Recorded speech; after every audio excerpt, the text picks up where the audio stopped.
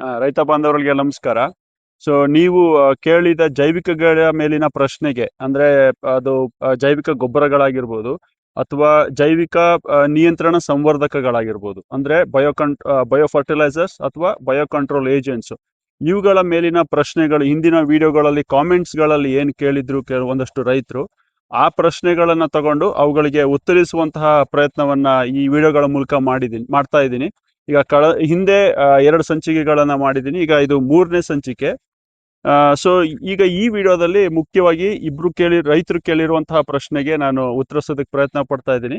So ಇಲ್ಲಿ ಮುಖ್ಯವಾಗಿ ಅದು ಹಿಂದೆ ಒಂದು ವಿಡಿಯೋ ಮೈಕೋರೈಸಾ ಮೇಲೆ ಮಾಡಿದ್ದಂತಹ ವಿಡಿಯೋಗೆ ಅದರಲ್ಲಿ ನವೀನ್ ಸಕ್ರಿ ಅನ್ನೋರು ಒಂದು ಒಳ್ಳೆ ಪ್ರಶ್ನೆ ಕೇಳಿದ್ರು. ಸೊ ಅವ್ರು ಏನ್ ಕೇಳಿದ್ರು, ಮೈಕೋರೈಸವನ್ನ ಶೇಂಗಾ ಅಥವಾ ಕಡಲೆ ಬೀಜಕ್ಕೆ, ಶೇಂಗಾ ಬೆಳೆಗೆ ಮೈಕೋರೈಸವನ್ನ ಬಳಸಬಹುದಾ, ಬಳಸಿದ್ರೆ ಹೇಗೆ ಬಳಸಬಹುದು ಅಂತ ಕೇಳಿದ್ದಾರೆ.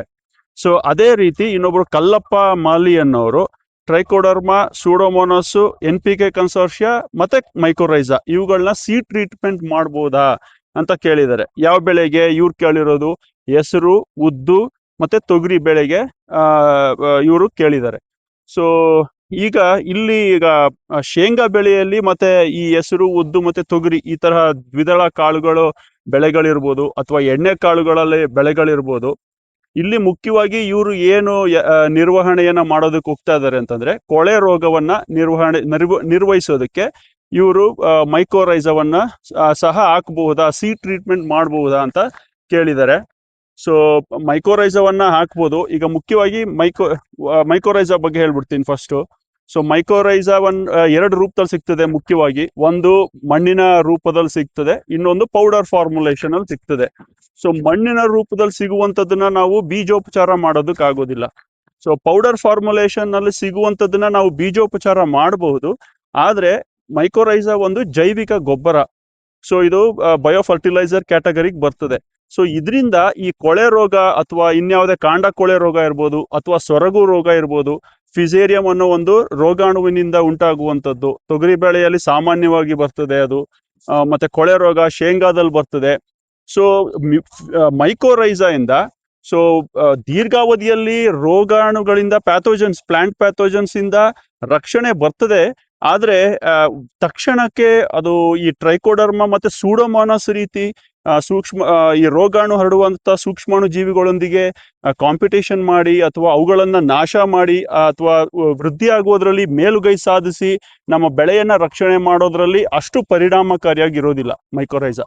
ಸೊ ಹಾಗಾಗಿ ನಾವು ಇಲ್ಲಿ ಇಂತಹ ಬೆಳೆಗಳಲ್ಲಿ, ದ್ವಿದಳ ಬೆಳೆಗಳಲ್ಲಿ ನಾವು ರೋಗ ನಿರ್ವಹಣೆಗೆ ಮುಖ್ಯವಾಗಿ ನಾವು ಗಮನ ಕೊಡಬೇಕಾಗಿರುವಂತದ್ದು ಟ್ರೈಕೋಡರ್ಮ ಮತ್ತೆ ಸೂಡೋಮೋನಾಸ್ ಇವೆರಡನ್ನು ಬೀಜೋಪಚಾರ ಮಾಡೋದ್ರ ಮೂಲಕ ಸೊ ನಾವು ಈ ರೋಗವನ್ನ ನಾವು ಯಶಸ್ವಿಯಾಗಿ ನಮ್ಮ ಬೆಳೆಗಳಲ್ಲಿ ನಿರ್ವಹಿಸಬಹುದು ಅಂತ ಹೇಳೋದಕ್ಕೆ ಇಷ್ಟಪಡ್ತೀನಿ.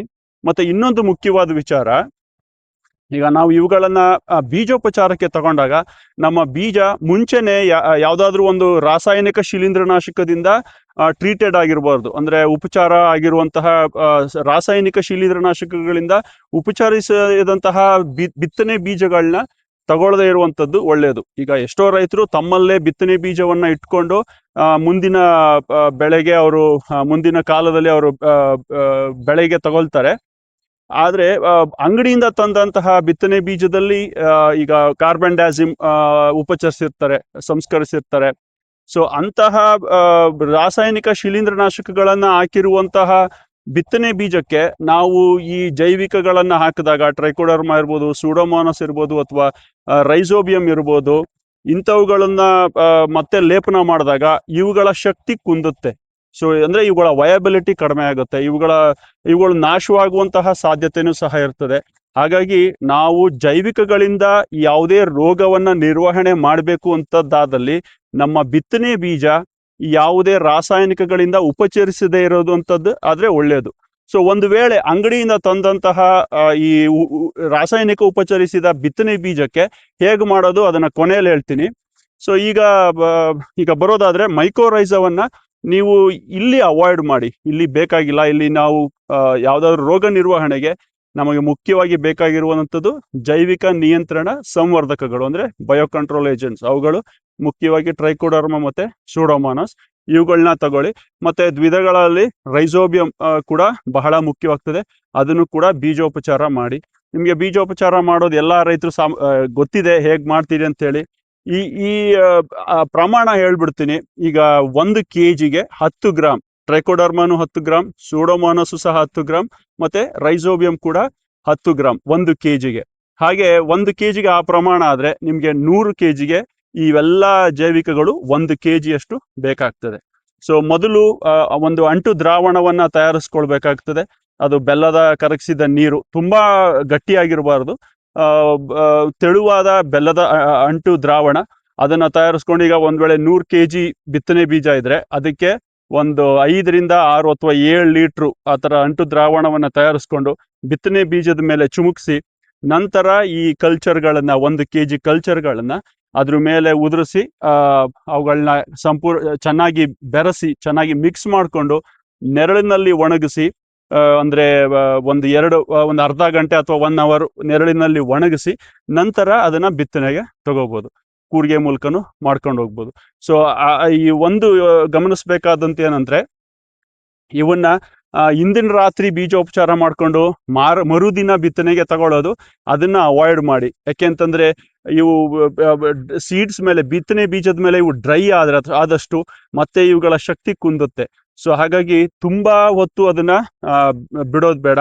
ಬಿತ್ತನೆಗೆ ಒಂದು 2 ರಿಂದ 3 ಗಂಟೆಗಳ ಕಾಲ ಇದೆ ಅಂದ್ರೆ ಮುಂಜಾನೆ ಬೀಜೋಪಚಾರ ಮಾಡಿ ಇನ್ನೊಂದು 2 hour ಅಲ್ಲಿ ಮ್ಯಾಕ್ಸಿಮಮ್ ಅಥವಾ 3 ಗಂಟೆಗಳಲ್ಲಿ ಬಿತ್ತನೆ ಮಾಡಿ ಮುಗಿಸ್ಕೋಬೇಕಾಗ್ತದೆ.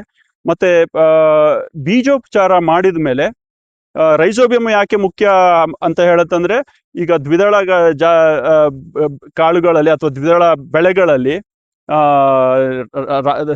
ವಾತಾವರಣದಲ್ಲಿರುವ ಸಾರಜನಕವನ್ನ ಹಿಡಿದು, ಅಂದ್ರೆ ನೈಟ್ರೋಜನ್ ಅನ್ನ ಹಿಡಿದು ಬೇರಿಗೆ ನೇರವಾಗಿ ಕೊಡೋದ್ರಿಂದ ಬೆಳೆಯ ಬೆಳವಣಿಗೆಗೆ ಬಹಳ ಪೂರಕವಾಗಿರೋದ್ರಿಂದ ಸೊ ರೈಸೋಬಿಯಂ ಸಹ ಬಹಳ ಮುಖ್ಯವಾಗ್ತದೆ.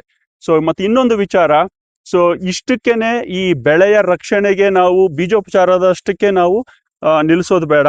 ಯಾಕೆಂತಂದ್ರೆ ಈ ರೋಗ ಹರಡುವಂತಹ ಶಿಲೀಂಧ್ರಗಳು, ಅದು ಫಿಸೇರಿಯಂ ಇರ್ಬೋದು ಅಥವಾ ರೈಸಾಕ್ಟೋನಿಯಾ ಇರ್ಬೋದು ಅಥವಾ ಮ್ಯಾಕ್ರೋಫೋಮಿನಾ ಅಂತ ಇರ್ಬೋದು, ಇಂತಹ ಶಿಲೀಂಧ್ರಗಳು ಅದು ಬೆಳೆಯ ಯಾವ ಹಂತಗಳಲ್ಲಾದ್ರೂ ಬಂದು ಮತ್ತೆ ಬೆಳೆಗೆ ರೋಗವನ್ನ ಉಂಟು ಮಾಡುವಂತಹ ಸಾಧ್ಯತೆ ಇರ್ತದೆ. ಹಾಗಾಗಿ ಬಿತ್ತನೆಯಾದ ಒಂದು 25 ರಿಂದ 30 ದಿನಗಳ ನಂತರ ಈ ಟ್ರೈಕೋಡರ್ಮಾ ಮತ್ತೆ ಸೂಡೋಮಾನಸ್ ಅನ್ನ, ಈಗ 1 kg ಕಲ್ಚರ್ ಇದ್ರೆ ಎರಡನ್ನು 200 ಲೀಟರ್ ನೀರಿನಲ್ಲಿ ಬೆರೆಸ್ಕೊಂಡು ನಂತರ ನೇರವಾಗಿ ಸಾಯಿಲ್ ಡ್ರೆಂಚಿಂಗ್ಗೆ ಮಾಡ್ಕೊಂಡು ಹೋಗ್ಬೋದು. ಎಲೆಗಳ ಮೇಲೆ ಮಾಡಬೇಡಿ, ಸಾಯಿಲ್ ಡ್ರೆಂಚಿಂಗ್ ಮಾಡ್ಕೊಂಡು ಹೋಗಿ.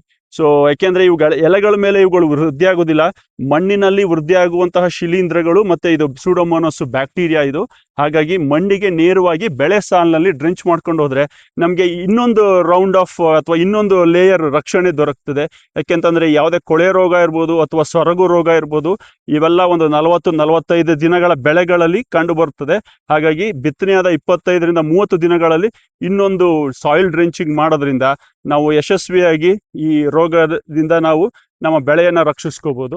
ಸೊ ಇಷ್ಟು ಮಾಡಿ, ಸೊ ಹಾಗಾಗಿ ಮೈಕೋರೈಸವನ್ನ ನೀವು ಇಲ್ಲಿ ಅವಾಯ್ಡ್ ಮಾಡಿ. ನವೀನ್ ಸಕ್ರಿ ಅವರು ಮತ್ತೆ ಕಲ್ಲಪ್ಪ ಮಲಿಯನ್ ಅವರು ಬಹಳ ಒಳ್ಳೆ ಪ್ರಶ್ನೆ ಕೇಳಿದ್ದಾರೆ. ಸೊ ಇವಿಷ್ಟನ್ನು ನೀವು ಟ್ರೈಕೋಡರ್ಮಾ ಸೂಡೋಮೋನಾಸ್ NPK ಕನ್ಸೋರ್ಷಿಯಾ ಅಂತ ಕೇಳಿದ್ದಾರೆ. ಅಂದ್ರೆ ನಾನು ಇಲ್ಲಿ AMC ಅಂತ ಅನ್ಕೊಂಡಿದ್ದೀನಿ, ಅಂದ್ರೆ ಅರ್ಕಾ ಮೈಕ್ರೋಬಿಯಲ್ ಕನ್ಸೋರ್ಷಿಯಾ. ಅದನ್ನು ಸಹ ಟ್ರೀಟ್ ಮಾಡ್ಬೋದು. ಯಾಕೆಂತಂದ್ರೆ ಏನಿರ್ತದೆ ಅರ್ಕಾ ಮೈಕ್ರೋಬಿಯಲ್ ಕನ್ಸೋರ್ಷಿಯಾದಲ್ಲಿ ಏನಿರ್ತದೆ, ಅದು ಫ್ರೀ ಲಿವಿಂಗ್ ನೈಟ್ರೋಜನ್ ಫಿಕ್ಸಿಂಗ್ ಬ್ಯಾಕ್ಟೀರಿಯಾಗಳಿರ್ತವೆ, ಅಜೋಟೋಬ್ಯಾಕ್ಟರ್ ಅದಿರುತ್ತೆ, ಮತ್ತೆ ಫಾಸ್ಫೇಟ್ ಸಾಲ್ಯುಬಲೈಸಿಂಗ್ ಬ್ಯಾಕ್ಟೀರಿಯಾ ಅಂದ್ರೆ ರಂಜಕ ಕರಗಿಸುವ ಗೊಬ್ಬರ, ಪೊಟ್ಯಾಶ್ ಕರಗಿಸುವ ಗೊಬ್ಬರ, ಮತ್ತೆ ಜಿಂಕ್ ಸಾಲ್ಯುಬಲೈಸಿಂಗ್ ಬ್ಯಾಕ್ಟೀರಿಯಾ ಬೇರೆ ಬೇರೆ ಪ್ರಮಾಣದಲ್ಲಿ ಇರ್ತದೆ. ಸೊ ಹಾಗಾಗಿ ಬಿತ್ತನೆ ಬೀಜಕ್ಕೆ ಟ್ರೈಕೋಡರ್ಮಾ ಸೂಡೋಮೋನಾಸ್ ಮತ್ತೆ AMC ಅಥವಾ ರೈಸೋಬಿಯಂ ಇವನ್ನ ಟ್ರೀಟ್ ಮಾಡಿ ನಾವು ಬಿತ್ತನೆಗೆ ತಗೋಬಹುದು. ಸೊ ಇದು ಯಾವುದೇ ಬಿತ್ತನೆ ಬೀಜಕ್ಕೆ ಯಾವುದೇ ರಾಸಾಯನಿಕದ ಉಪಚಾರ ಇಲ್ಲದೆ ಇರುವಂತಹ ಬಿತ್ತನೆ ಬೀಜಕ್ಕಾಯ್ತು. ಒಂದ್ ವೇಳೆ ನಾವು ಕೊಂಡು ತಂದಂತಹ ಬಿತ್ತನೆ ಬೀಜಕ್ಕೆ ಈ ಉದಾಹರಣೆಗೆ ಕಾರ್ಬನ್ ಡ್ಯಾಸಿಮ್ನಂತಹ ಒಂದು ರಾಸಾಯನಿಕ ಶಿಲೀಂಧ್ರನಾಶಕವನ್ನ ಲೇಪನವಾಗಿರುತ್ತೆ. ಸೊ ಅದಕ್ಕೆ ಈ ಜೈವಿಕಗಳನ್ನ ಬೀಜೋಪಚಾರ ಮಾಡಿದ್ರೆ ಖಂಡಿತವಾಗಿ ಇವುಗಳ ಶಕ್ತಿ ಕುಂದುತ್ತೆ, ಮತ್ತೆ ಇವುಗಳಿಂದ ಪ್ರಯೋಜನ ದೊರಕೋದಿಲ್ಲ. ಹಾಗಾಗಿ ಏನ್ ಮಾಡೋದು, ಬಿತ್ತನೆ ಮಾಡ್ಬಿಡಿ, ಏನು ರಾಸಾಯನಿಕದಿಂದ ಅವು ಲೇಪನ ಆಗಿರ್ತದೆ ಅಂತಹ ಬಿತ್ತನೆ ಬೀಜನ ಬಿತ್ತನೆ ಮಾಡಿ ಯಾವುದೇ ಜೈವಿಕಗಳಿಂದ ಬೀಜೋಪಚಾರ ಮಾಡಕ್ ಹೋಗ್ಬೇಡಿ. ಬಿತ್ತನೆ ಆದ ಒಂದು 15ರಿಂದ 20 ದಿವಸಗಳಲ್ಲಿ ಈಗ ಮುಂಚೆ ಹೇಳಿದಾಗೆ ಸಾಯಿಲ್ ಡ್ರೆಂಚಿಂಗ್ ಮಾಡ್ಕೊಂಡು ಹೋಗಿ.